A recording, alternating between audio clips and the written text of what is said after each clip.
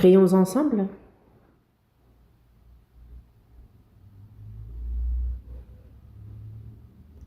Dieu notre Père, toi qui nous aimes, toi qui es miséricordieux, Dieu, nous te tournions le dos, nous agissions dans le péché. Ta fureur, ta jugement, c'est ce que nous devions recevoir. Mais alors que nous ne te connaissions pas, c'est toi, en premier, qui nous a aimés, qui a eu pour nous miséricorde et c'est par ta grande grâce que le Seigneur Jésus a reçu à notre place le jugement et la malédiction que nous devions recevoir. Par le précieux sang que le Seigneur a versé, tu as éternellement effacé tous nos péchés. Tu fais que nous n'avons plus à recevoir ni le jugement ni la malédiction. Nous ne connaîtrons plus la perdition. Merci pour cette grande grâce qui nous a sauvés. Seigneur, à cette heure, nous qui, par ton précieux sang, avons été lavés de nos péchés, sommes réunis devant toi pour louer ton grand amour, ta grande grâce, pour apprendre ta parole. Et nous te remercions de la communion que tu nous permets d'avoir au milieu de ce troupeau avec toi, Seigneur. À cette heure encore, Seigneur, nous croyons en ce que tu es parmi nous. Et tes regards sur chacun d'entre nous, Dieu, que ta main miséricordieuse, que ta grâce abondante, que ta parole nous renouvelle, nous perfectionne, nous édifie. Que la vie qu'il nous reste, véritablement, soit vécue comme il se doit en tant que tes enfants, que nous vivions correctement pour ton royaume, pour ta gloire. Pour cela, guide-nous, dirige-nous. Et si jamais, parmi nous, il y en a qui n'ont pas encore compris ta grande grâce, n'ont pas encore véritablement compris que le salut de leur âme n'est pas certain, qu'ils puissent comprendre avec nous ton grand amour, ta grande grâce, et qu'ils puissent recevoir la vie et vivre avec l'espérance de ton royaume.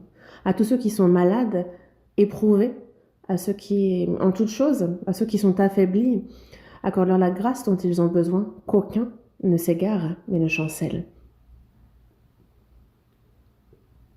Tes églises, partout dans le monde, à tous les frères et sœurs qui se tiennent fermes, gardent la foi, prêchent ton évangile, à tous ces frères et sœurs, prends soin d'eux, accompagne-les, donne-leur la grâce, la parole, la puissance dont ils ont besoin, qu'ils puissent avec assurance et courage prêcher ton évangile, rendre témoignage de toi à de nombreuses âmes et que ces âmes soient guidées à toi, sauvées, que ton œuvre soit grande. On a besoin de ton aide. Et dans peu de temps, dans quelques jours, il y a la retraite d'automne et que les frères et sœurs sont unis dans la prière pour cette retraite, que de nombreuses âmes soient guidées, puissent être sauvées, qu'elles retournent dans tes bras. Nous te demandons pour cela d'agir grandement. Nous te prions ardemment de nous aider. Tu nous donnes en ton temps la parole dont nous avons besoin, tu nous enseignes la voie à suivre. Seigneur, à cette heure encore, manifeste ta parole, ta volonté. Quel est ton plan saint? Combien grandes sont tes grâces, aide-nous à comprendre cela. Nous avons prié au nom de notre Seigneur Jésus-Christ. Amen. Cherchons dans la Bible le psaume 121. Psaume.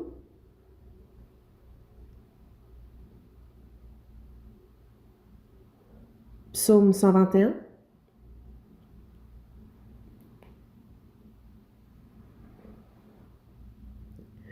Psaume 121, du verset 1 au verset 4. Psaume 121, du verset 1 au verset 4. Lisons ces versets ensemble lentement. Cantique des degrés. Je lève mes yeux vers les montagnes, d'où me viendra le secours. Le secours me vient de l'Éternel, qui a fait les cieux et la terre. Il ne permettra point que ton pied chancelle, celui qui te garde ne sommeillera point. Voici, il ne sommeille ni ne dort, celui qui garde Israël.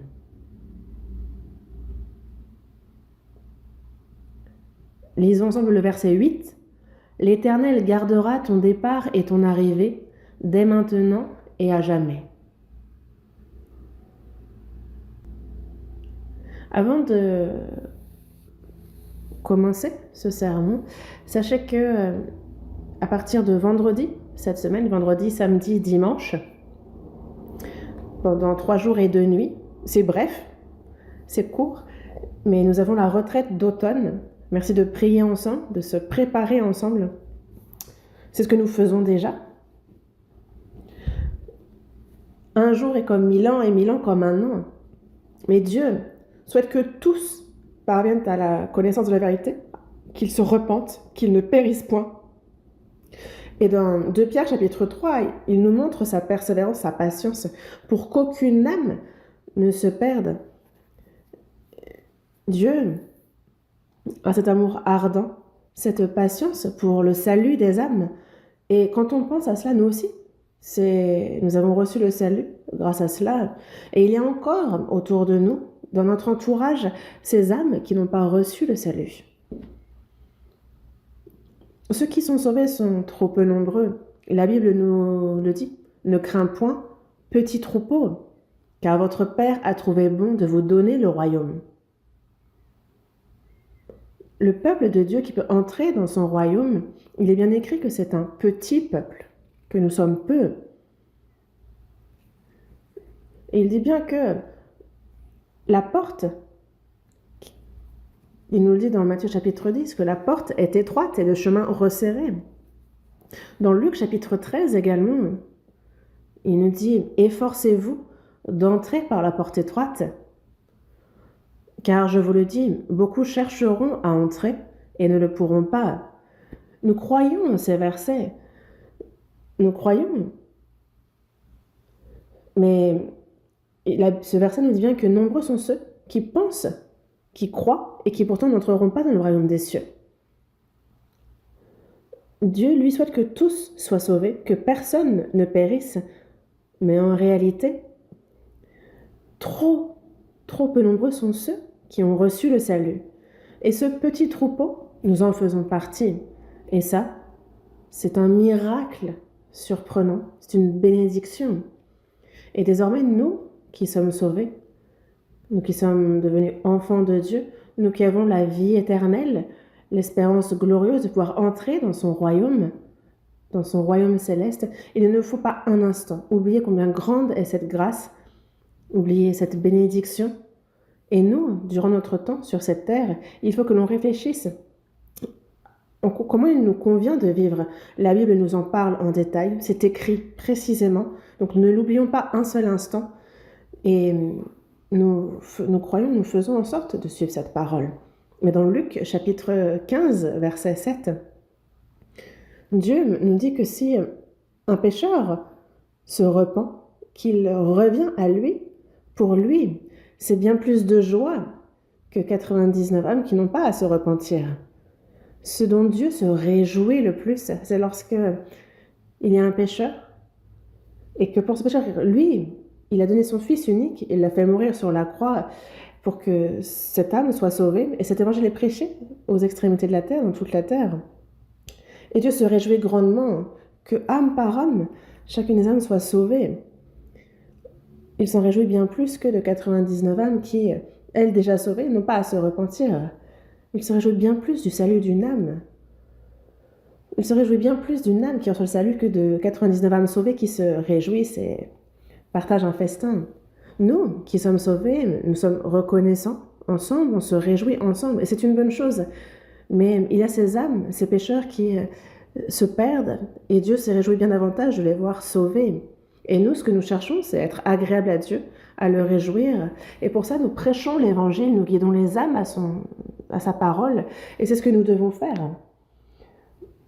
Au quotidien, par notre vie, par ce que nous disons, par les séminaires bibliques, par les entretiens personnels, par les retraites que nous avons plusieurs fois par année, la retraite de printemps, d'été, d'automne.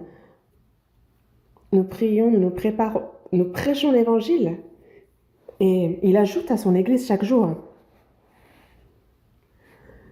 Et c'est dans 82 pays à l'échelle du monde qu'il y a des missionnaires, qu'il y a des prédicateurs locaux, des frères et sœurs qui, chaque jour, avec zèle, prêchent la parole et le Seigneur ajoute à son Église.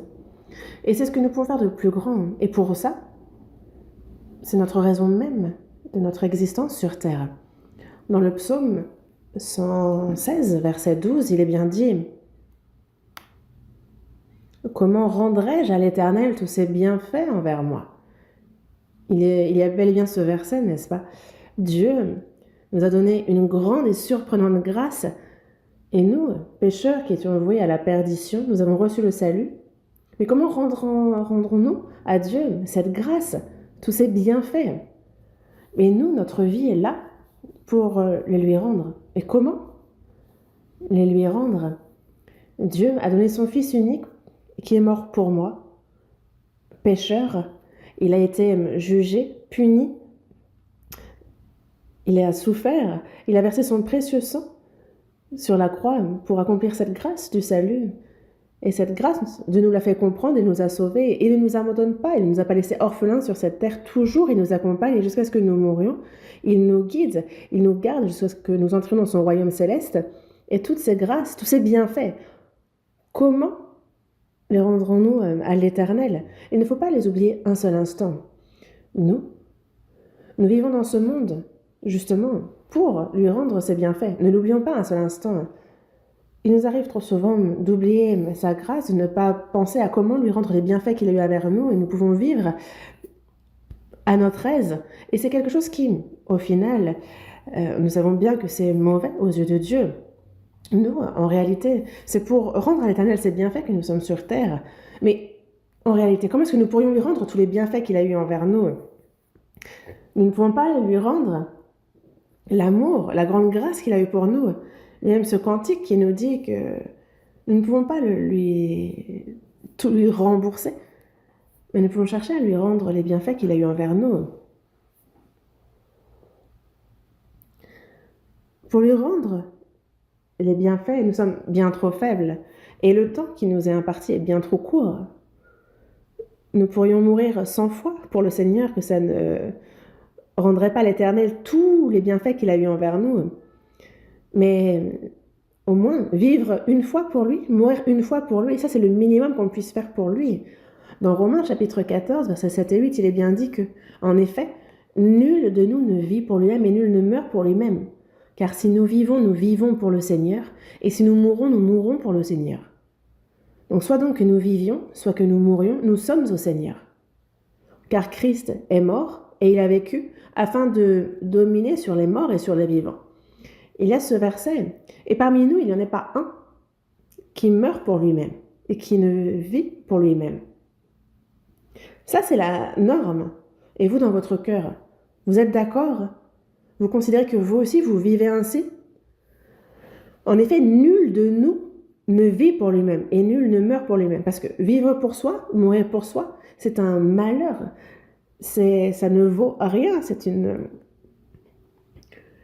Si nous vivons pour le Seigneur. Si nous mourrons pour le Seigneur. Donc si nous vivons pour le Seigneur. Si nous mourons pour le Seigneur. À l'époque des apôtres, c'est réellement comme ça qu'ils vivaient. Nul de nous ne vivait pour lui-même, nul ne mourait pour lui-même. S'il vivait, c'était pour le Seigneur, s'il mourait, c'était pour le Seigneur. Et ils étaient nombreux à cette époque à vivre ainsi. Soit que nous vivions, soit que nous mourions, nous sommes au Seigneur. Pourquoi? Parce que dans 1 Corinthiens, chapitre 6, verset 20, il est dit « Vous avez été rachetés à un grand prix. Glorifiez donc Dieu dans votre corps et dans votre esprit qui appartiennent à Dieu. » Une personne qui a reçu le salut, que ce soit notre corps, notre âme, notre esprit, c'est le Seigneur qui est mort, qui a versé son sang et qui nous a rachetés à un grand prix. Donc, nous ne nous appartenons plus à nous-mêmes. Que ce soit mon corps, mon âme, mon esprit, tout est au Seigneur. Et donc ainsi, glorifiez donc Dieu dans votre corps et dans votre esprit qui appartiennent à Dieu. Que l'on vive, que l'on meure, juste que l'on fasse la volonté de Dieu, qu'on le glorifie. Et cela n'a rien de spécial. C'est tout à fait la norme. Et ne pas faire ainsi serait au contraire anormal. Nous, c'est à la lumière de la parole qu'il nous faut examiner notre cœur, notre vie.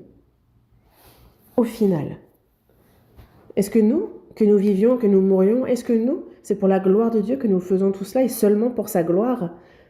Dans 1 Corinthiens, chapitre 10, verset 31, il est bien dit « Soit donc que vous mangiez, soit que vous buviez, soit que vous fassiez quelque autre chose, faites tout pour la gloire de Dieu. » Que vous mangiez, que vous buviez, soit que vous fassiez quelque autre chose, cela comprend tout.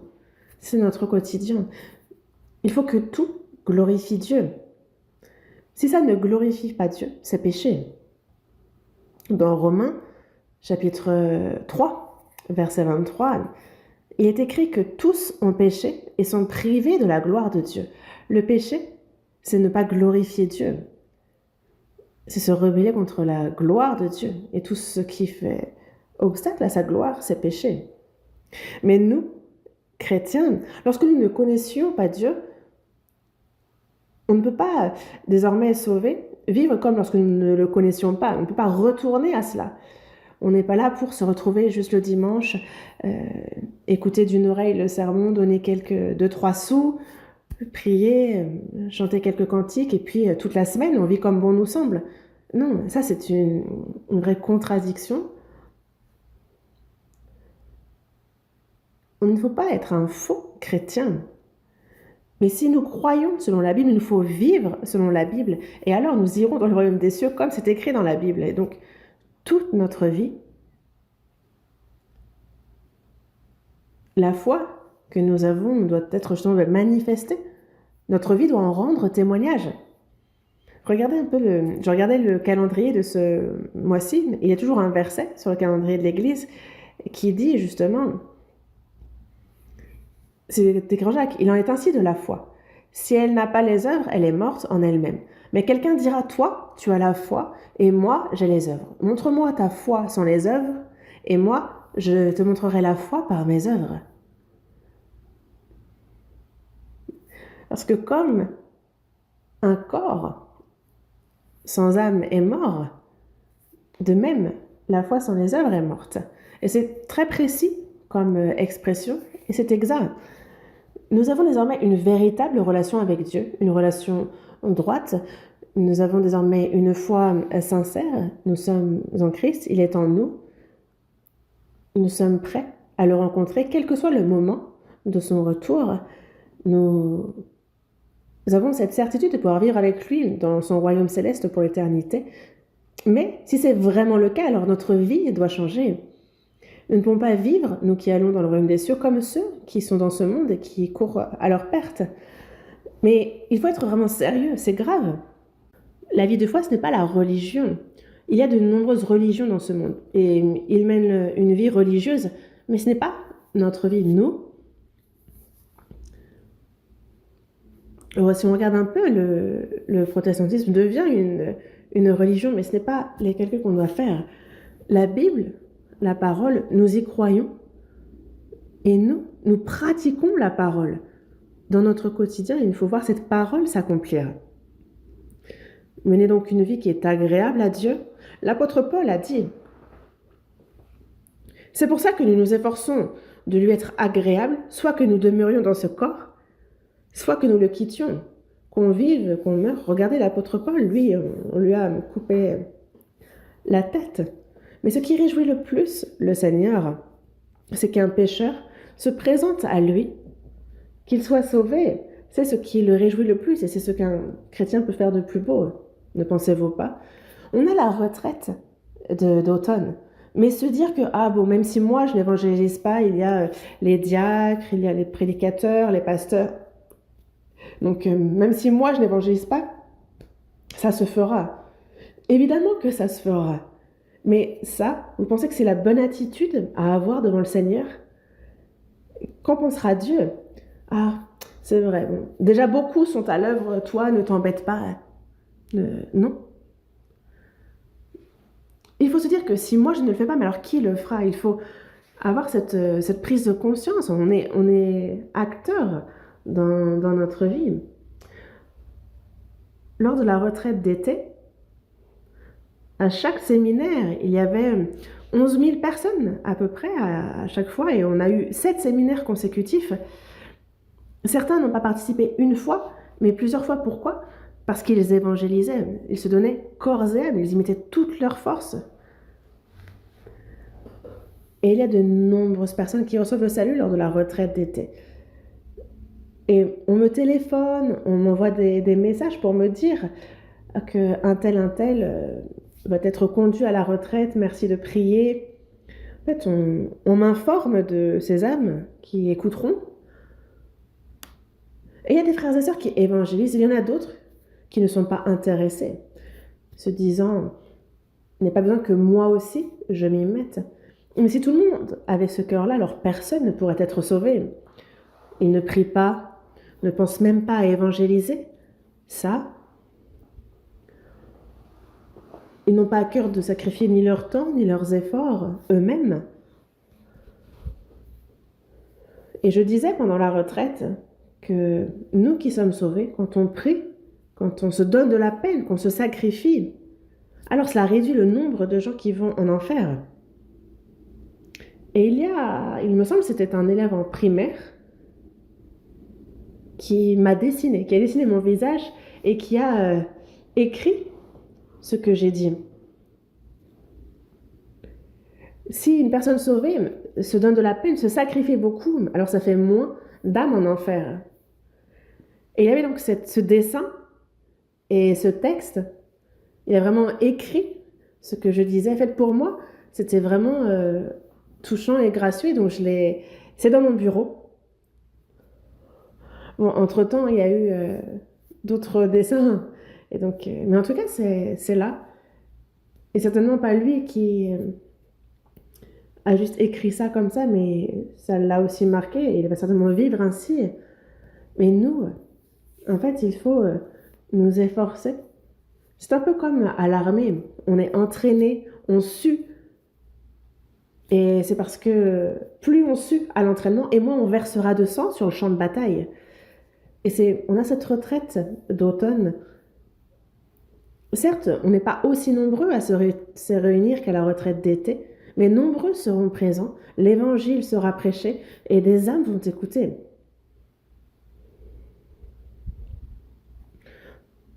Et il faut rendre à l'Éternel ses bienfaits. Il y a beaucoup de versets qui nous le disent, mais quand on regarde le psaume 118, verset 17, récitons ce verset ensemble. Je ne mourrai pas, je vivrai, et je raconterai les œuvres de l'Éternel. Il ne faut pas seulement connaître les versets. Je m'excuse, mais il nous faut connaître, mémoriser, et surtout que ce verset, dans notre cœur, soit gravé profondément. Je ne mourrai pas, je vivrai. Il nous faut être reconnaissant de ne pas être mort, mais vivant. Chaque matin, quand je prie, je dis « Dieu, merci pour cette nouvelle journée. Merci pour ce corps en bonne santé. Montre-moi ce que je dois faire aujourd'hui et fais-moi agir selon ta volonté aujourd'hui. » On prie tous de la même manière. Mais ne pas être mort, mais vivant, c'est qu'il y a une raison pour laquelle on est encore vivant aujourd'hui. Je ne mourrai pas, je vivrai. Ce n'est pas pour gagner beaucoup d'argent ou essayer ceci ou cela afin de se faire plaisir. C'est pas pour accomplir nos projets personnels. Non. Si on est vivant et non pas mort, nous sauver, on pourrait poser la question aux sauvés. Est-ce que vous voulez vivre longtemps sur terre? Ils vous répondront certainement non. On va aller au plus vite vers le Seigneur. Et vous, qu'est-ce que vous répondriez à cette question? Vous préféreriez mourir au plus vite ou vivre longtemps sur cette terre? Vous êtes en train de vous dire, mais quelle question? Mais si on pose cette question à l'apôtre Paul, il a bien dit vouloir aller au plus vite auprès du Seigneur. Et il dit préférer largement aller vers le Seigneur au plus vite, mourir au plus vite pour aller dans le royaume des cieux. Mais une personne sauvée, lorsqu'on lui dit qu'elle va mourir, ça peut la bloquer, elle peut avoir peur. Mais une personne sauvée, il peut y avoir des choses amusantes, des choses sympas sur cette terre, mais ça n'est rien comparé à quand nous serons auprès du Seigneur. Il y a les anges, ces armées d'anges au ciel qui vont nous accueillir.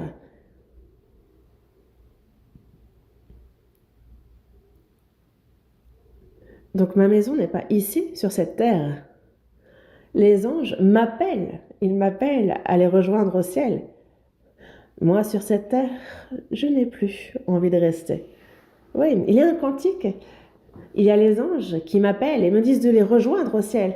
Moi, sur cette terre, je ne veux plus rester.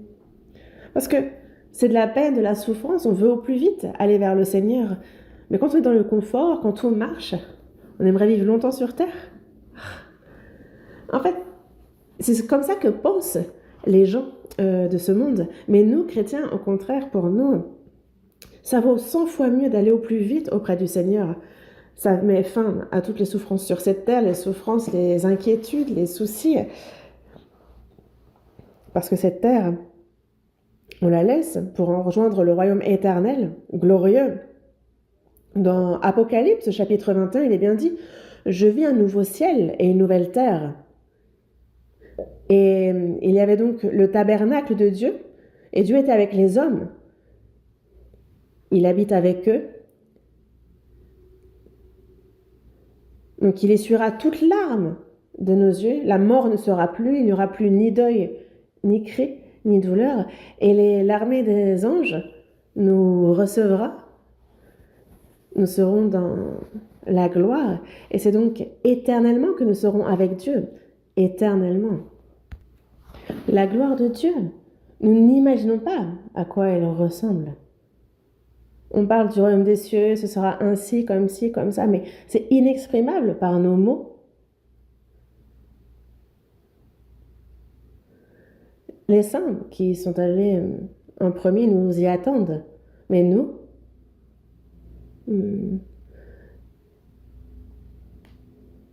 mais même si on veut vivre longtemps sur Terre, il faut que le but de notre vie soit clair, précis. Vivre longtemps, mais pourquoi ? Si je vis pour le Seigneur, je vis selon la volonté du Seigneur, je vis pour la prédication de son évangile, pour lui être agréable, j'y travaille. L'apôtre Paul a bien dit, vouloir lui être agréable, soit qu'il reste, soit qu'il parte, et nous, tous, nous nous tiendrons justement devant le trône aussi, parce que nous aussi, en fait, on s'efforce de lui être agréable, soit qu'on soit dans ce corps, soit qu'on le quitte, parce qu'il faudra tous qu'on comparaisse devant le tribunal de Christ, tous. Et chacun recevra selon le bien ou le mal qu'il aura fait étant dans son corps. Depuis le jour de notre salut, jusqu'à ce qu'on retrouve le Seigneur, alors il faudra rendre compte de la vie que nous avons menée. C'est fini, le péché qu'on a commis avant le salut. Ça, c'est fini. En fait, le jour du salut, c'est un nouveau départ. Et c'est à partir de ce moment-là qu'il nous faudra rendre compte. Il nous faudra rendre compte selon le bien ou le mal qu'on aura fait dans notre corps. Le bien ou le mal est différent de ce bien ou mal moral des humains. Le bien, ce serait faire des choses bien, et le mal serait faire de mauvaises choses, de mauvaises actions. Mais non. Devant le Seigneur, ce n'est pas ce côté moral. Vivre selon la volonté du Seigneur, c'est le bien. Et vivre comme bon nous semble, ça, c'est le mal. Vivre selon la parole, c'est le bien. Et vivre selon la chair, c'est le mal. Selon le bien ou le mal, selon comment nous aurons vécu, sachez que vous tiendrez devant le tribunal de Christ et vous serez jugés en fonction de cela. Dans tous les cas, quoi qu'il arrive, nous, dans tous les cas, au plus vite, nous irons au Seigneur. Certains iront plus rapidement que d'autres. Certains iront un peu plus tard. En tout cas, dans peu de temps. On ne vivra pas éternellement dans ce monde. Il n'y a dans ce monde aucun endroit où l'on puisse vivre éternellement. Et Hébreux chapitre 11, verset 13 nous le dit bien. Nous sommes pèlerins, voyageurs sur cette terre. Et un voyageur, un pèlerin est de passage. Que l'on soit dans un hôtel 5 étoiles ou dans une tente, le lendemain, on part, on est de passage. Que l'on souffre, que l'on soit dans le confort sur cette terre, n'oublions pas que nous sommes voyageurs. Ce n'est pas un lieu où nous passerons notre éternité. Les choses célestes nous attendent. C'est un lieu éternel que nous allons rejoindre. Mais tout en croyant à cela, en réalité, Je ne sais pas pourquoi ça ne s'applique pas dans nos vies. J'aimerais que l'on vive comme c'est écrit. Et ce dont j'aimerais donc vous parler, c'est qu'il est la retraite d'automne et il faut que nous fassions ce qui est agréable à Dieu. Prier pour ces pécheurs errants, perdus, tout faire pour les guider, qu'ils puissent écouter la parole et recevoir le salut. Nous qui avons premièrement reçu le salut, si on ferme notre bouche, si on ne prie pas, si on n'a pas à cœur d'évangéliser, alors nul ne peut être sauvé. Et oui, comment croiront-ils en celui dont ils n'ont pas entendu parler? Et comment en entendront-ils parler s'il n'y a personne qui prêche? Est-ce que quelqu'un parmi nous était assez intelligent pour recevoir le salut seul de son côté? Non, quelqu'un a prié pour nous, quelqu'un nous a évangélisé, quelqu'un a fait que nous avons écouté, nous a aidés. Et nous aussi, il faut qu'on fasse la même chose.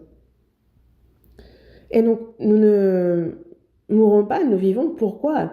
Afin de proclamer les œuvres de l'Éternel. Dans le psaume 66, verset 16, il dit aussi « Venez, écoutez, vous tous qui craignez Dieu, et je raconterai ce qu'il a fait à mon âme. » Je raconterai ce qu'il a fait à mon âme. Oui, Dieu a envoyé son Fils unique, qui est mort à notre place, pour le pardon éternel de nos péchés, et c'est le Saint-Esprit qui nous a fait comprendre cela, et Dieu qui nous a ainsi sauvés. Il y a donc tout ce que Dieu a fait pour mon âme, pour son salut, et c'est ça qu'il nous faut prêcher et raconter. Ce n'est pas « je suis là, seul, je me tais, je suis là, allez, bon, ma famille, si elle est sauvée. » Et ce n'est pas parce que d'ailleurs on évangélise notre famille que la famille est... C'est parce que moi j'ai reçu le salut que ma famille est sauvée. Non. Crois au Seigneur Jésus et tu seras sauvé, toi et ta famille. Ce verset nous dit que lorsque la personne est sauvée, donc elle a une famille, son mari, sa femme, les enfants, les frères et sœurs, les proches, il est évident que cette personne va avoir à cœur de leur prêcher l'évangile. L'évangélisation en Mongolie est très active.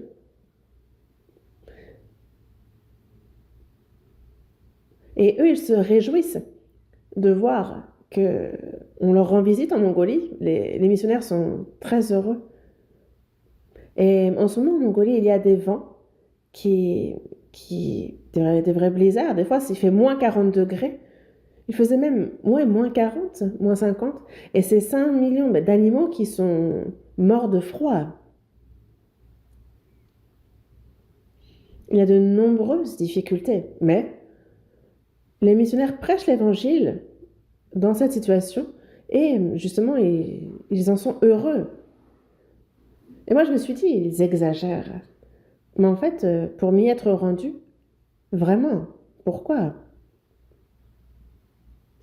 Charnellement parlant, c'est inconfortable, c'est douloureux, mais l'évangélisation fonctionne bien.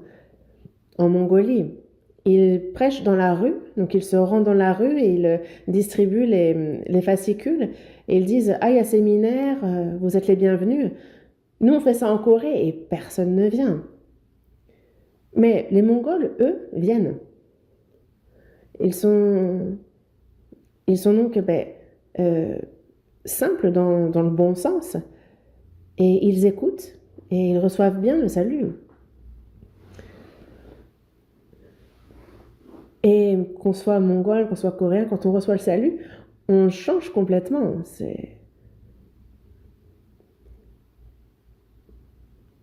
Il y a un missionnaire qui s'est rendu momentanément en tant que missionnaire en Mongolie.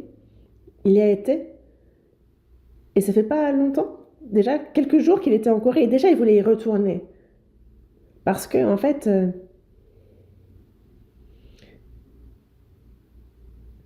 par exemple, sa femme, elle était restée en Mongolie, elle s'était saluée à l'aéroport, mais lui disait vouloir y retourner au plus vite. Parce qu'en fait, il s'était attaché et il pensait aux sœurs, aux frères. Et justement, en fait, il prêche à leurs proches, à leur famille, aux voisins, à l'entourage. Et donc, les églises fleurissent. Et donc, quelqu'un reçoit le salut, et après, elle prêche autour. Et donc, c'est là que naît une nouvelle église. Donc tu seras sauvé, toi et ta famille, parce que je suis une porte pour le salut de ma famille. Mais certains s'efforcent de prêcher à leur famille, mais pas trop aux autres. Et ça, ce n'est pas une... c'est grave aussi. Je m'excuse d'ailleurs d'avoir à le dire, mais de notre vivant sur cette terre, notre famille, nos proches, oui, ça existe, mais ça ne tiendra plus devant le Seigneur. Tout cela aura disparu. Que ma famille ait reçu le salut, que ce soit un proche ou un inconnu, aux yeux de Dieu, c'est la même chose. De mon vivant sur cette terre, qu'il y ait une famille, qu'on ait des proches, c'est un phénomène naturel. Mais certains vont vraiment s'attacher à l'évangélisation de leur famille et par contre être désintéressés de l'évangélisation des inconnus. Mais ça, ce n'est pas correct aux yeux de Dieu. Dans tous les cas, on a cette retraite d'automne et merci de prier ensemble et de faire tous vos efforts pour le nombreux salut des âmes. Ouvrons la Bible à Ésaïe chapitre 12. Ésaïe chapitre 12.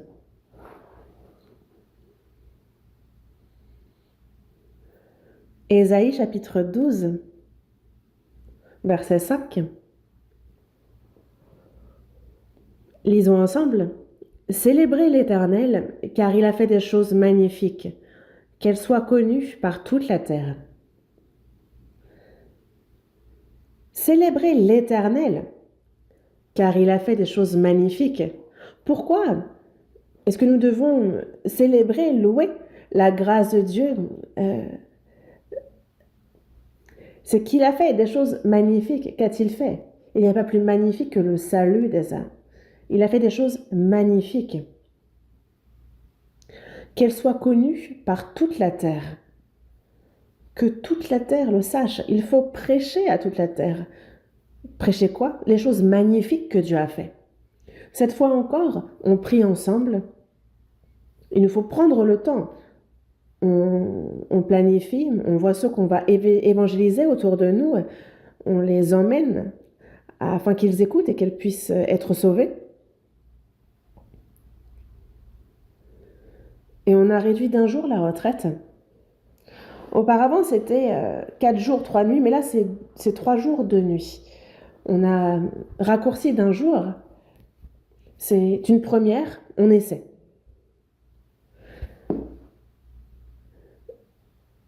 Certains se réjouissent que ce soit moins long.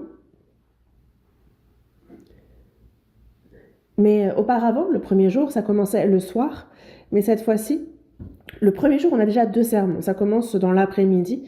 Donc le premier jour, sachez qu'il y a 2 sermons. Donc c'est le changement qu'il y a cette année. Mais dans tous les cas, merci de prier et de vous y préparer. C'est du 26 septembre au 28. Vendredi, samedi, dimanche. C'est court cette fois-ci, mais merci de prier que de nombreuses âmes soient sauvées et merci pour tous vos efforts. Je m'arrête ici et on revient au verset qu'on vient de lire. Psaume 121. Psaume 121.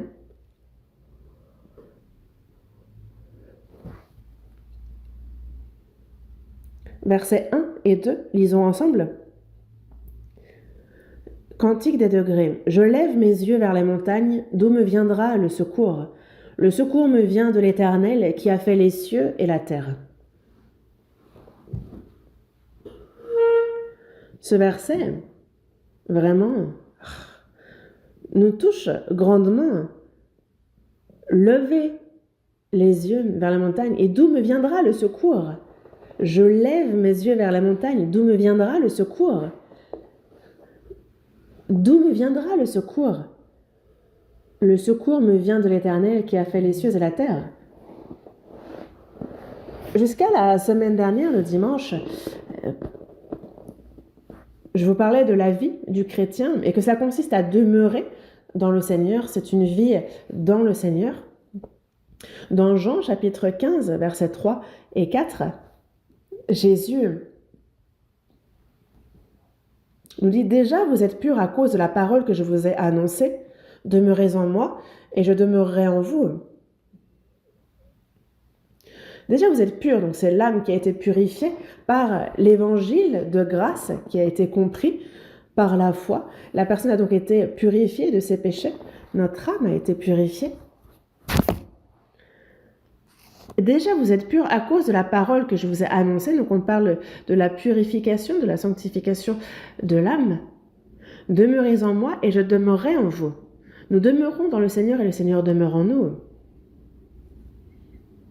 C'est comme le fer qui rentre dans le feu. Ils ne deviennent un. Est-ce que c'est du fer? Est-ce que c'est du feu? On a du mal à distinguer. Le fer et le feu deviennent un. Quand nous recevons le salut, nous et le Seigneur, nous sommes désormais inséparables. C'est comme, vous ne pouvez pas séparer le sarment du cep.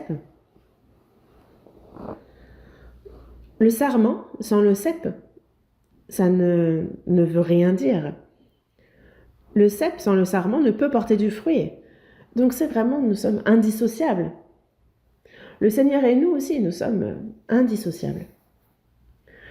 Dans Jean, chapitre 14, verset 20, il est bien dit, « En ce jour-là, vous connaîtrez que je suis en mon Père, que vous êtes en moi et que je suis en vous. » Quand nous recevons le salut, le Seigneur est en nous et nous sommes dans le Seigneur, et ça, nous le comprenons. Dans Galates chapitre 2, verset 20, il est dit « J'ai été crucifié avec Christ, et si je vis, ce n'est plus moi qui vis, c'est Christ qui vit en moi. Moi, je suis mort au péché. Moi qui suis désormais sauvé, ce n'est plus moi qui vis. Parce que si je vis, c'est Christ qui vit en moi. Il est en moi. Je vis en nouveauté de vie. Ce n'est pas moi qui vis, c'est Christ qui vit en moi. Je suis dans le Seigneur et il est en moi. Et ça, vraiment, c'est difficile à comprendre au premier abord. C'est mystérieux. C'est un mystère. C'est un peu comme le mariage. Le mari et la femme vont devenir un. Ils ne sont plus deux. Désormais, ils ne sont plus deux, mais un. Et quand on dit devenir un, être à l'intérieur, on parle donc d'union. Nous sommes donc unis au Seigneur désormais. Par la vie, par l'amour, par la parole, par le Saint-Esprit, nous sommes devenus un avec le Seigneur. Oui, nous sommes devenus un. Et ça, c'est quelque chose de très secret, mystérieux. Mais en préparant sur la vie qui consiste à demeurer dans le Seigneur, j'ai personnellement beaucoup appris parce que j'y réfléchis désormais toute la journée. Et nous sommes indissociables du Seigneur désormais. Lorsqu'une personne a des enfants, est-ce qu'elle va les abandonner dès leur naissance? Non. Elle va en prendre soin, les laver, nourrir ce bébé, le protéger, l'élever, l'aider. Dès que j'ai le temps, je regarde l'émission Le Royaume des animaux. Et je le vois avec les animaux, comment les parents aiment leur progéniture. Dès que d'autres animaux cherchent à s'en prendre à leur progéniture, alors ils deviennent sauvages et ils les protègent. Et ils vont nourrir leur progéniture, les entraîner afin qu'ils puissent survivre elles-mêmes. C'est ce que font aussi les animaux. Mais l'homme, lui, c'est toute sa vie qu'il va protéger ses enfants, les guider, l'aider. Alors imaginez à quel point, d'autant plus Dieu, lui, va prendre soin de nous, parce que vous voyez combien il nous aime. Est-ce qu'il nous dit, bon, je t'ai sauvé, désormais tu te débrouilles, on se retrouve au ciel? Non, il est avec nous, il ne nous a pas abandonnés. Il nous montre à quel point il nous aime. Dans Matthieu, chapitre 10, verset 30, il dit même avoir compté tous les cheveux de notre tête. Pourquoi compter les cheveux de notre tête? Ce n'est pas qu'il les a réellement comptés, mais c'est qu'il connaît ma situation bien mieux que moi.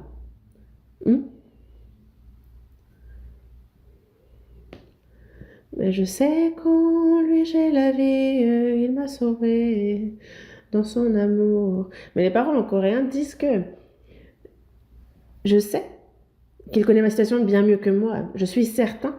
Parce qu'il est en moi, je suis en lui. Je crois en lui, lui m'aide. Ça, ce n'est pas de la théorie, c'est réel. Il faut y croire tel quel. Et il sera fait comme notre foi, selon notre foi. Et dans le psaume 121 que nous venons de lire, d'où me viendra le secours? Est-ce que le secours me viendra de la montagne? Non. Le secours me vient de l'Éternel qui a fait les cieux et la terre. Le secours me viendra de l'Éternel. Il est mon aide. Mon secours. Psaume 121, verset 3. Il ne permettra point que ton pied chancelle. Celui qui te garde ne sommeillera point. Il ne permettra point que ton pied chancelle. Celui qui te garde ne sommeillera point. Celui qui garde Israël ne somnole ni ne dort. Israël est le peuple élu, choisi de Dieu. Et plus tard, c'est aussi l'ombre de ceux qui plus tard recevront le salut et formeront son Église. Il nous montre combien il a aimé son peuple, combien il l'a protégé. Et c'est pour cela que celui qui garde Israël ne somnole ni ne dort. Non. Mais nous, il nous faut croire en la parole du Seigneur.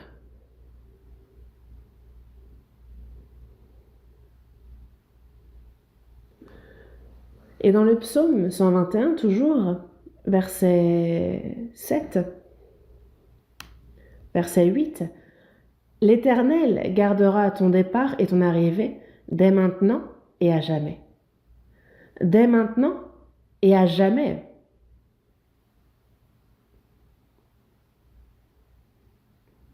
Il garde notre départ et notre arrivée, nos allers-retours, toute notre vie. Il nous garde. Il ne va pas simplement nous laisser. Ce qu'il voit, ce que je fais de bien, ce que je n'arrive pas à faire, il voit tout. Dieu ne détourne pas un seul instant son regard de nous. On va chercher plusieurs passages dans la Bible, psaume 115. Psaume 115, verset 15, psaume 115.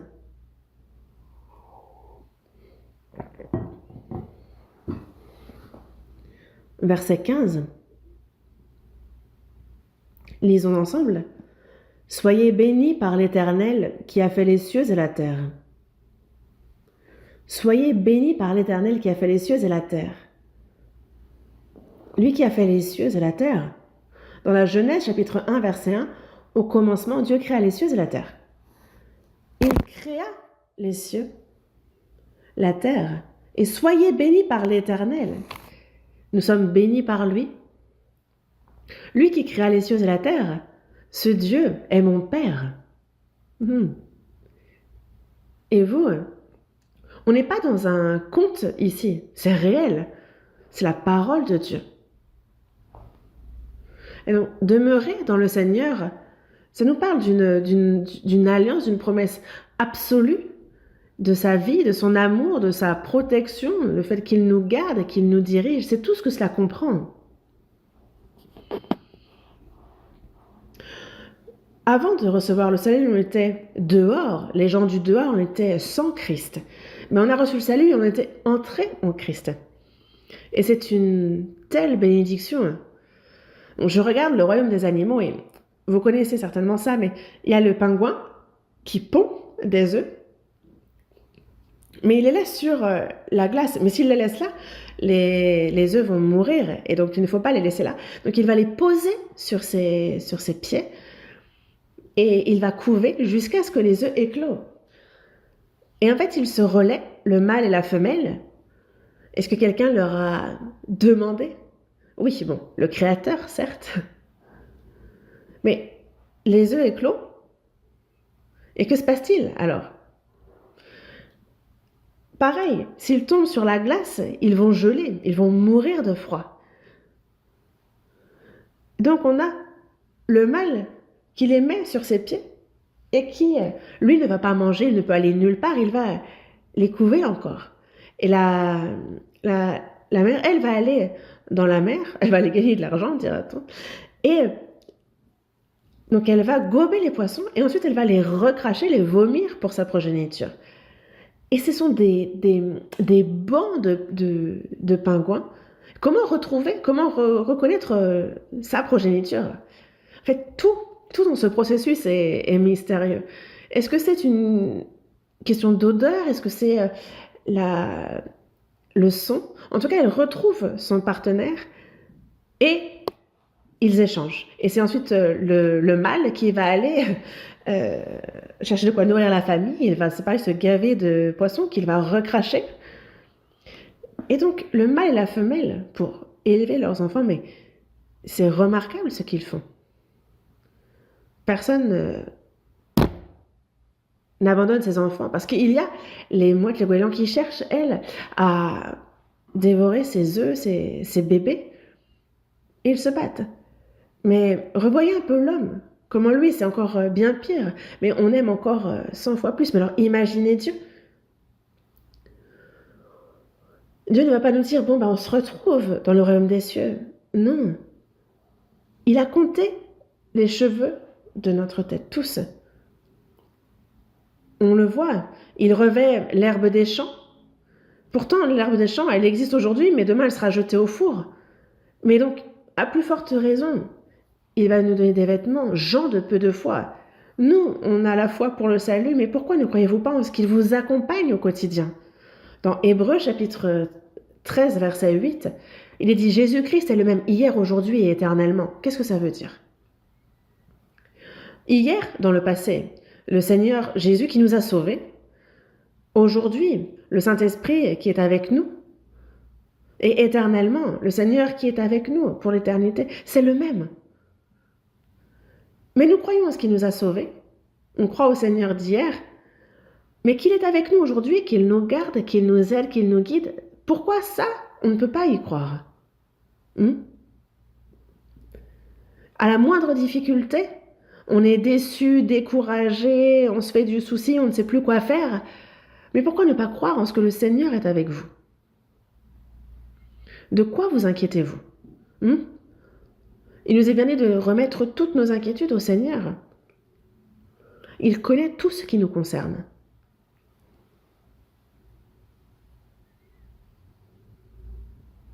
Si seulement nous vivons selon la volonté de Dieu, je vous en parlais la semaine dernière, dimanche, et afin, en fait, il y a ces petites conjonctions pour la condition, si seulement nous faisons selon la parole de Dieu, si nous y croyons et que nous agissons selon sa parole, selon sa volonté, alors lui, il se charge de nous, il prend soin de nous. Comment vous allez faire? Échangez, vous, votre baluchon, donnez-le à Dieu. Vous verrez, c'est ce qu'il y a de plus pratique, qu'on meure, qu'on vive.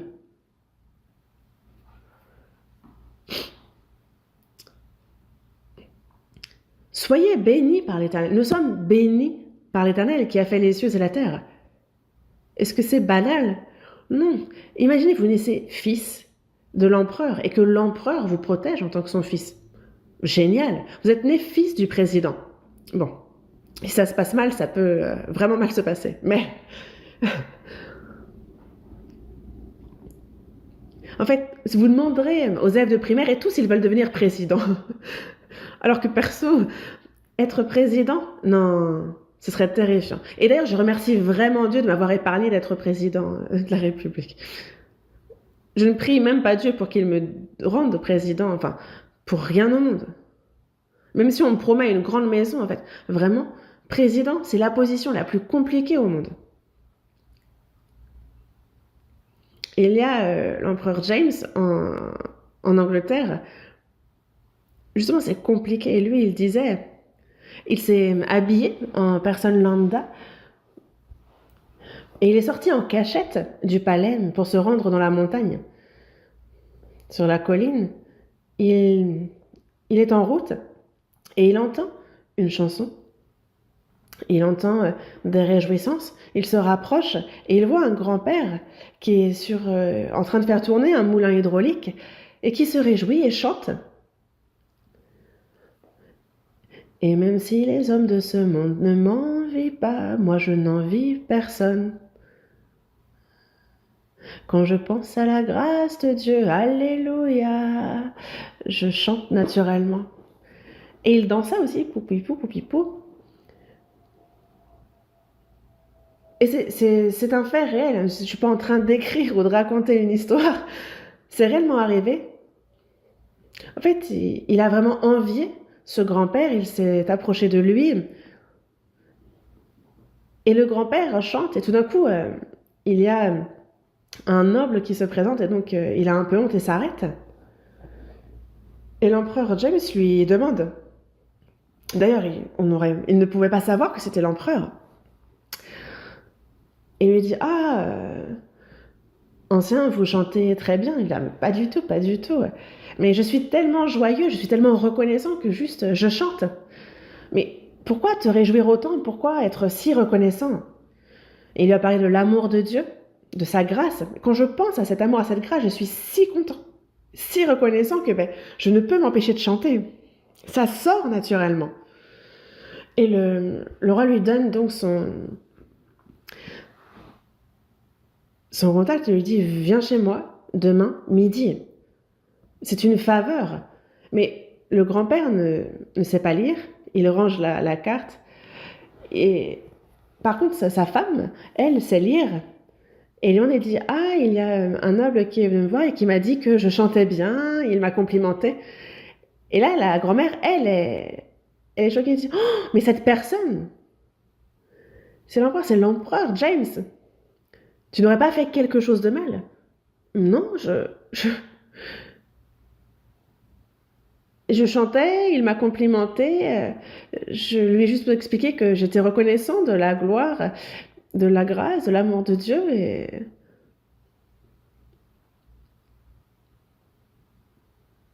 Et il vient de la campagne, mais il est allé au rendez-vous à midi. Et là, il y a l'empereur et tous ses serviteurs qui l'attendent. Et il serait juste de le voir arriver, l'accueille à grands bras. Et le grand-père est surpris parce que c'est la première fois qu'il voit une telle scène. Et l'empereur demande une faveur au grand-père. Est-ce que ici, tu pourrais rechanter? Il dit, oh, moi, chanter? Non, mais s'il te plaît, chante. Et le grand-père a chanté. Et il dit, les gens de ce monde ne m'envient pas, mais je ne les envie pas non plus. Quand je pense à la grâce de Dieu, alléluia, je chante naturellement la louange de Dieu. Et l'empereur lui dit, change juste un peu les paroles. Tu peux très bien dire que même si les gens de ce monde ne m'envient pas, l'empereur James, lui, m'envie. Parce que, en fait, l'empereur lui dit, change les paroles et dit que je t'envie. Et le grand-père dit, non, non, mais je ne veux pas écrire ça. Enfin, et l'empereur lui dit, si, si, chante. Et il chante. Et alors l'empereur dit, j'envie tellement ce grand-père. Moi, je suis empereur, mais ça me casse la tête. Il y a un pays à diriger, tellement de problèmes qui surviennent. Et donc, j'aimerais croire au Jésus auquel tu crois. Et il est devenu chrétien, l'empereur James. Je me dis que d'ailleurs, la version King James, est-ce que ce ne serait pas ce roi qui l'aurait traduite? En tout cas, je me souviens, c'est encore frais dans ma tête, même si ça fait longtemps qu'on m'a raconté cette histoire. Mais surtout, en fait, nous qui avons reçu le salut, on a la vie éternelle, il y a l'amour de Dieu, il y a cette espérance qui font que nous sommes reconnaissants et que nous sommes dans la joie. Nous sommes bénis de l'Éternel qui créa les cieux et la terre. La différence entre un non-sauvé et un sauvé, c'est la différence entre l'enfer et le royaume des cieux. Psaume 34. Prenons le temps un instant. Psaume 34. Psaume 34, verset 10. Verset 10. Lisons ensemble. Craignez l'Éternel, vous ses saints, car rien ne manque à ceux qui le craignent.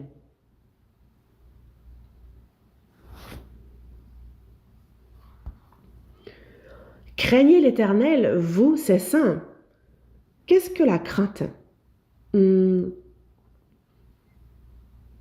Respecter Dieu, le servir, lui obéir, c'est une telle vie que de craindre l'Éternel.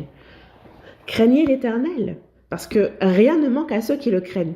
L'élever, le craindre, lui obéir, alors il nous comble afin que nous ne manquions de rien. La dernière fois,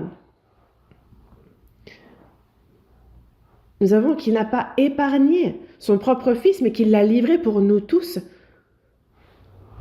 Et dans Romains chapitre 8, il disait bien, donc comment ne nous donnera-t-il pas aussi toutes choses avec lui? Il n'a pas épargné son propre Fils, il ne va rien nous retenir.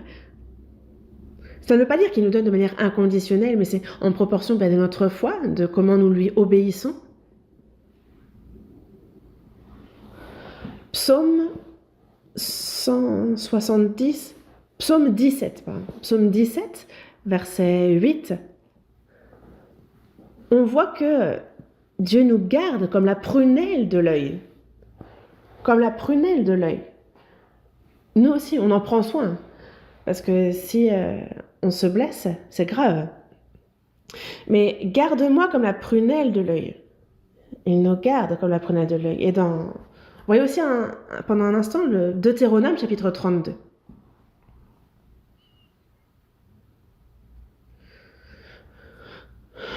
Vous savez, Genèse, Exode, Lévitique, Nombre et Deutéronome.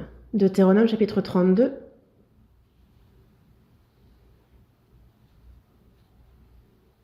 Lisons le verset 10 ensemble.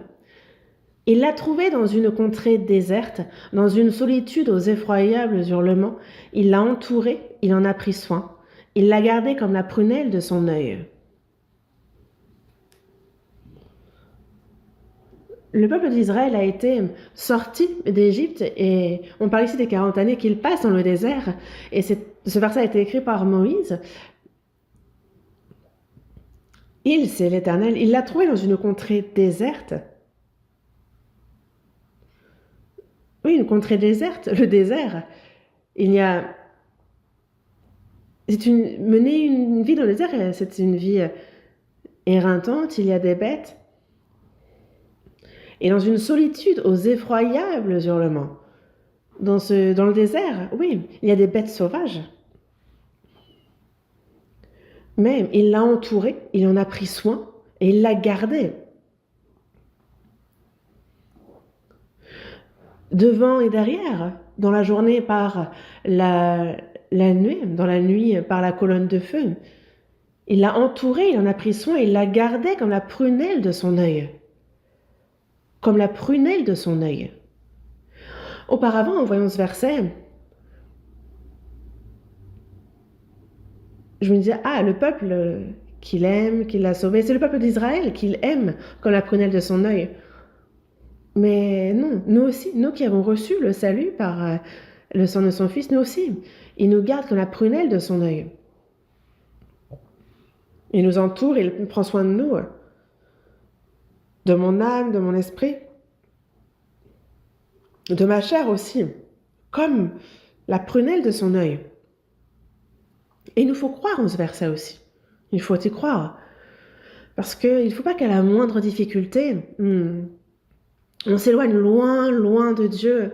Non, il ne faut pas qu'on s'imagine que Dieu, lui, s'éloigne non plus. Ce n'est pas le cas. Quelle que soit la souffrance, les adversités, le Seigneur est avec nous. Voyons aussi dans le psaume 119.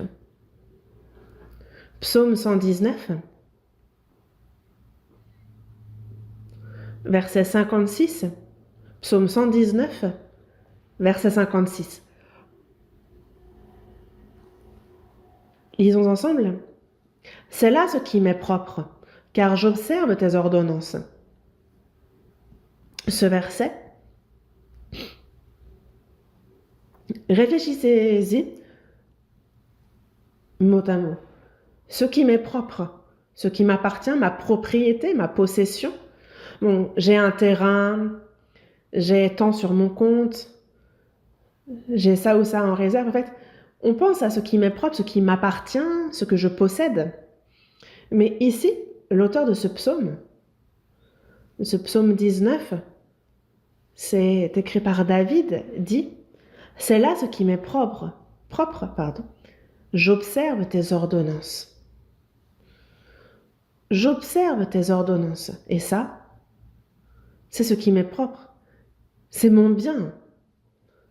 J'ai mis une grande somme sur mon compte, ça me rapporte.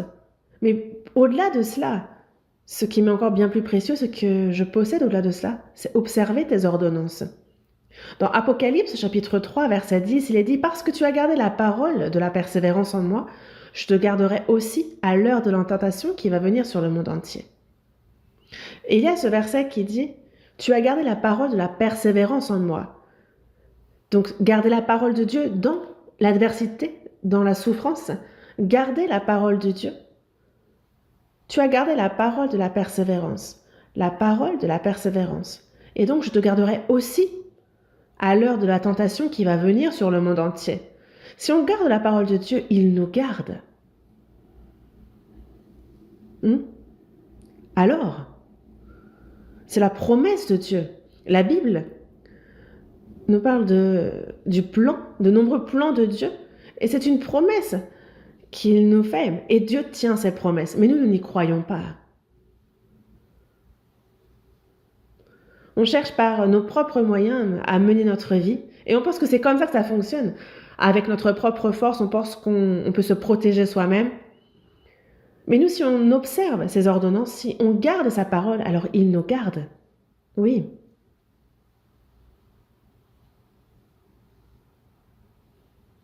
Psaume 31. Un instant, Psaume 31.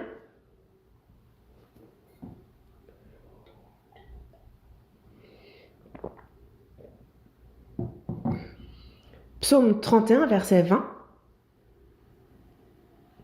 Psaume 31, verset 20. Lisons ensemble. « Oh, combien est grande ta bonté, que tu tiens en réserve pour ceux qui te craignent, que tu témoignes à ceux qui cherchent en toi leur refuge, à la vue des fils de l'homme. » Si on regarde en détail ce verset, il y a ceux qui te craignent, et on voit les grâces, les bontés que tu tiens en réserve pour ceux qui te craignent. Dieu est un Père strict. À la moindre erreur, il corrige, il châtie. Il est un Dieu d'amour aussi. Ceux qui servent véritablement le Seigneur le craignent.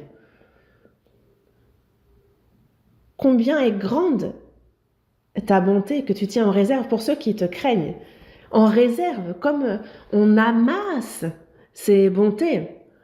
Et ça, c'est pour ceux qui le craignent, pour ceux qui ont peur de lui. Et il dit que pour cela, il tient en réserve une grande bonté.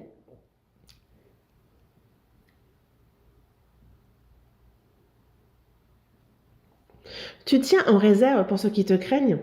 Tu témoignes à ceux qui cherchent en toi leur refuge à la vue des fils de l'homme. À ceux qui cherchent en toi leur refuge. Ceux qui ont Jésus comme refuge, comme abri. On parle ici de se confier en lui, de lui faire confiance, de croire en lui. Alors, il y a de grandes bontés en réserve pour cela. Et quand nous croyons en sa parole, alors, un à un, il ouvre ses réserves de bonté. Et il y a donc ces grâces en abondance qu'il a pour nous. Mais nous, il ne peut nous donner ces grâces qu'il a en réserve lorsque nous commettons des bêtises. Mais il y a donc ces bontés qu'il tient en réserve pour nous et qu'il nous donne lorsque nous le craignons. Nouveau Testament, Hébreux chapitre 13. Passons un instant à Hébreux chapitre 13.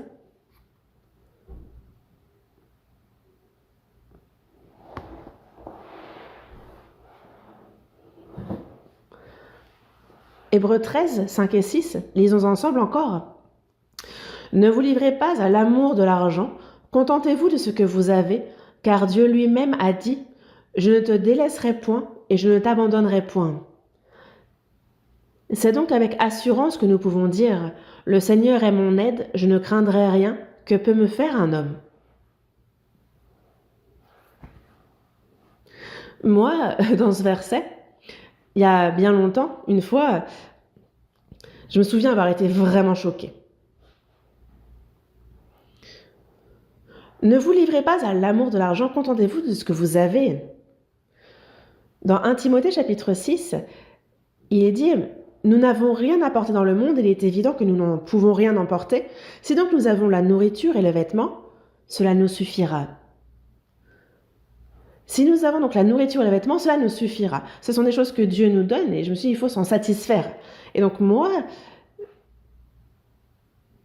ne vous livrez pas à l'amour de l'argent, ne vous y attachez pas, ne cherchez pas à en accumuler à foison, pensant que c'est ça qui va vous protéger, que c'est l'argent qui va vous garder, que c'est ça qui va vous rendre heureux, pensant que c'est l'argent qui va vous garantir un avenir sûr. Est-ce que ça c'est croire en Dieu ou est-ce que c'est croire en l'argent? Ça, Dieu ne va pas apprécier. Ne vous livrez pas à l'amour de l'argent, parce que l'argent est une racine de tous les maux. Mais contentez-vous de ce que vous avez, parce que c'est Dieu qui donne. Car lui-même a dit, c'est Dieu qui dit lui-même, « Je ne te délaisserai pas, point, et je ne t'abandonnerai point. » Dieu ne nous délaisse point, il ne nous abandonne pas. Donc, de quoi on s'inquiète? Que l'on soit riche ou pauvre. Le Seigneur, Jésus, est en moi, c'est en lui que je suis satisfait. Si le Seigneur est avec nous, on peut s'en contenter. L'apôtre Paul, lui, a connu la nudité, la faim, l'éveil, ne pas manger. Il a tremblé de froid, il a été frappé, il a été emprisonné, il avait les fers aux pieds. Et pourtant, en prison, il faisait quoi dans sa cellule? Il priait, il louait Dieu. Et il y a ceux qui l'ont pourtant pourchassé aussi. Mais il se réjouissait d'avoir à souffrir, à être persécuté pour le Seigneur. Il était reconnaissant. Les fers sont tombés, les portes se sont ouvertes. Et dans Acte 16, on voit bien que Pierre lui sortit. Mais si le Seigneur est avec nous, alors c'est tout ce dont nous avons besoin, que l'on soit pauvre ou riche. Car Dieu lui-même a dit « Je ne te délaisserai point et je ne t'abandonnerai point ». C'est une promesse qu'il nous a faite. À la moindre difficulté, le peuple d'Israël dans le désert, à la moindre difficulté, il se plaignait de Moïse disant « Ah, tu cherches à nous tuer ». Au moins, quand on était en Égypte, même si c'était dans la servitude, au moins, on avait la viande, on avait les herbes, on mangeait à notre faim, on avait de l'ail. Et là, on n'a rien. Tu nous as fait sortir d'Égypte pour nous tuer. Tous les jours, c'est la nuée, la colonne de feu qui les guidait. Il y avait la manne qui descendait tous les jours, les cailles, l'eau qui sortait du rocher. Mais il n'était pas reconnaissant. À la moindre difficulté, il se plaignait, murmurait, criant de vouloir retourner en Égypte. Et c'est pour cela que tous sont morts dans le désert. Ils ont passé 40 ans et tous sont morts dans le désert. Nul n'a pu retourner en Égypte. Parce qu'il y a la mer Rouge entre l'Égypte et le désert. Et si les eaux de la mer Rouge sont fendues, c'est le miracle de Dieu. On ne peut pas y retourner par nos propres moyens. Tous sont morts dans le désert. Et ceux qui sont nés dans le désert, non pas seulement les enfants, mais aussi ceux qui sont nés de nouveau dans le désert, eux seuls ont pu entrer en Canaan. Je ne t'abandonnerai point. C'est donc avec assurance que nous pouvons dire « Le Seigneur est mon aide, je ne craindrai rien, que peut me faire un homme ?» Waouh, ce verset « Le Seigneur est mon aide ». Je témoigne de cela parfois. Seul en fait, moi, rien qu'avec la Bible, pendant 4 ou 5 ans, j'évangélisais ici et là, Je n'avais même pas de sac. J'avais juste la Bible et j'ai beaucoup eu à... J'ai beaucoup pleuré. Je ne savais pas où manger, où dormir, mais je me souviens même plus d'ailleurs où j'ai dormi, où j'ai mangé. Et pendant plusieurs années, je faisais cela. Et j'étais à Dongducheon. Et il y avait on avait fait avec des briques un tout petit bâtiment pour se réunir. Et il y a quelques frères et sœurs on louait une petite chambre. On mangeait, dormait là-bas. On évangélisait. Brethren Church, en fait, vous connaissez peut-être, en fait, il y avait des sauvés parmi eux. Pour ceux qui connaissent, il y avait des sauvés. Et il y avait un frère qui était le représentant de cette congrégation en Corée. Et le siège était à Noryang-jin. En fait, je connais ces personnes. Mais il y a le frère Park machin. Et il a invité un missionnaire britannique. Et il m'a invité parce qu'il voulait m'évangéliser. Et il m'a dit, ah, tu souffres beaucoup, c'est dur. Mon frère, je suis venu t'aider.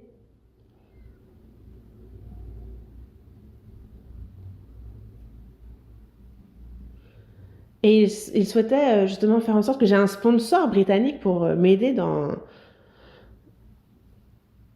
Et donc il y aurait une entreprise britannique qui me prendrait en charge et qui m'enverrait de quoi vivre chaque mois. Et il m'a demandé, bah, que penses-tu d'être sponsorisé? Et moi, je n'ai pas hésité 2 secondes. J'ai fait, moi, non, tout va très bien. Je n'ai pas besoin de sponsor, je n'ai pas besoin d'aide, tout va très bien. En fait, il y avait 2 choses qui m'ont fait peur dans l'idée de sponsor. La première étant, parce que dans les difficultés, il y a des frères et sœurs qui m'aident. Mais s'il y a un riche britannique qui me sponsorise et qui m'envoie chaque mois de quoi vivre, alors plus personne n'a besoin de m'aider. Et ça, je me suis dit, ça, non, ça, ce serait grave. Et une autre chose aussi, c'est qu'il y a des difficultés pour le royaume de Dieu, mais c'est à travers cela qu'il m'entraîne et qu'il m'exerce. Et si quelqu'un se charge de mon quotidien, alors Dieu ne m'aide pas, c'est pas Dieu qui est mon aide, c'est une personne qui est mon aide, et je ne serai pas entraînée, exercée. Donc je n'ai pas réfléchi, j'ai dit non, pas besoin de sponsor, je ne manque de rien, et j'ai rejeté la proposition directe. Et on a commandé 3 nouilles à la sauce noire, on a mangé, et c'était près de Dongjucheon, et on leur a offert le dîner, et on est parti. Ce frère, Park, en fait, il voulait m'aider, et j'ai refusé. C'était très clair. Et plus tard, il m'a dit que ça l'a vraiment vexé. Et mais je lui ai expliqué combien moi aussi j'ai lutté aussi contre moi-même parce que ben, réellement c'est ce qui s'est passé. Je suis pas en train d'embellir les faits. Ça c'est réellement. Mais moi non, je ne m'inquiète pas parce qu'il ne m'abandonne pas. C'est Dieu qui est mon aide. C'est Dieu qui me prend en charge. Ce n'est pas quelqu'un qui s'occupe de moi. Élie,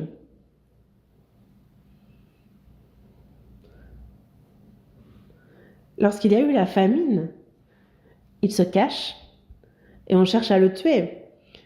Mais le matin, c'est un corbeau qui lui apporte justement pain et viande. Il en mange. Mais petit à petit, l'eau se tarit et il n'en a plus. Et c'est pour ça que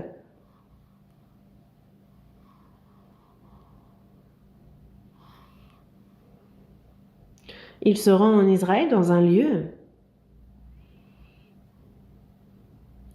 il rencontre une veuve qui est en train de ramasser du bois et lui dit « As-tu à manger ?»« À manger ?» À la maison, il reste quelques grains de farine, il reste un petit peu d'huile.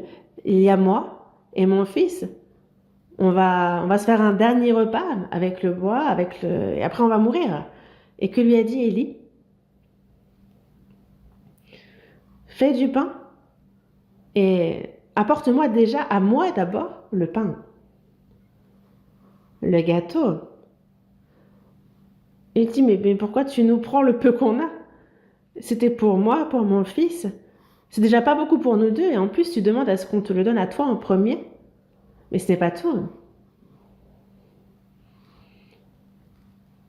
Il dit, si tu fais ça, jusqu'à ce que la famine disparaisse, tu ne manqueras ni d'huile, ni de farine. Et c'est ce qui s'est réellement passé. Pourquoi je vous parle de ça? Nous, si nous faisons l'œuvre du Seigneur, alors le Seigneur se charge de tout le reste. Et si ce n'est pas l'homme qui nous donne, ce sera un corbeau. Est-ce qu'il nous abandonne pour nous laisser mourir?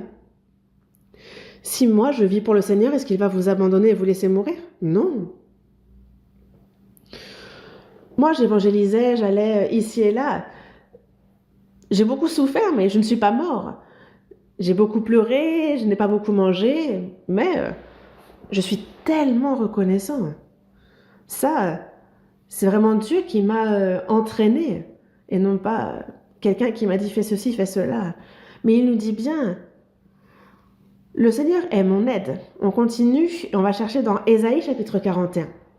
Ésaïe chapitre 41.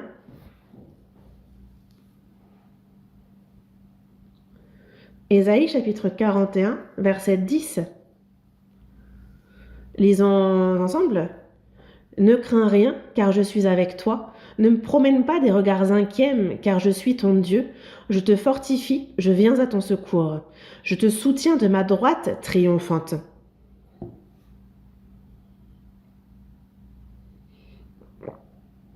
Ne crains rien. Il s'adresse ici à Élie, à Ésaïe. Ne crains rien, car je suis avec toi. Quelle que soit la difficulté auquel tu fais face, tu peux être surpris, tu peux avoir peur. Mais ne promène pas des regards inquiets, parce que je suis ton Père, je te fortifie, je viens à ton secours. Dieu est notre secours. Nous, quand nous disons, Seigneur, c'est mon heure, je vais mourir, il nous aide. Dans Nahum, chapitre 1, verset 7, il dit bien, il connaît ceux qui se confient en lui. Il le sait. Et il se charge, il prend en charge cette personne. Car je suis ton Dieu, je te fortifie, je viens à ton secours. Je viens à ton secours. Il le répète. Je te fortifie, je viens à ton secours. Nous, quand on dit demeurer dans le Seigneur, c'est qu'il est notre protecteur, celui qui nous garde, celui qui a créé les cieux et la terre, celui qui nous éduque, qui nous élève, celui qui nous aide et nous guide.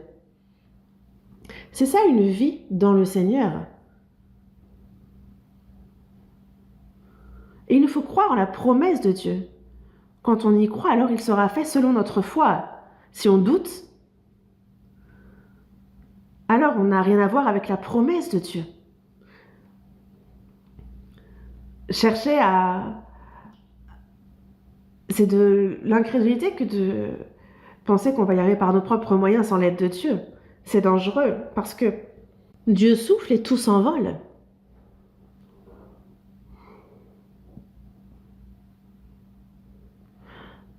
Le peuple d'Israël retourne de Babylone sans construire le temple, mais se sont empressés de se construire des maisons.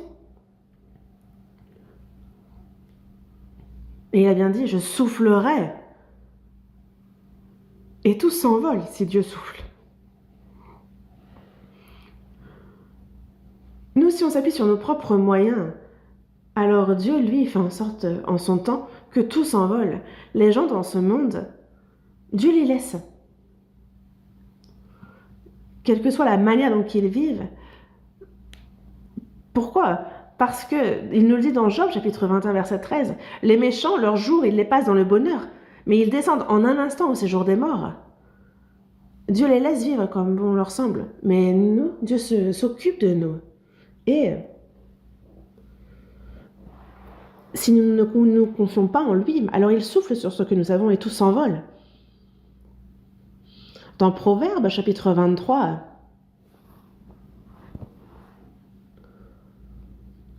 on parle de ne pas se tourmenter pour s'enrichir, pour ne pas poursuivre du regard ce qui va disparaître.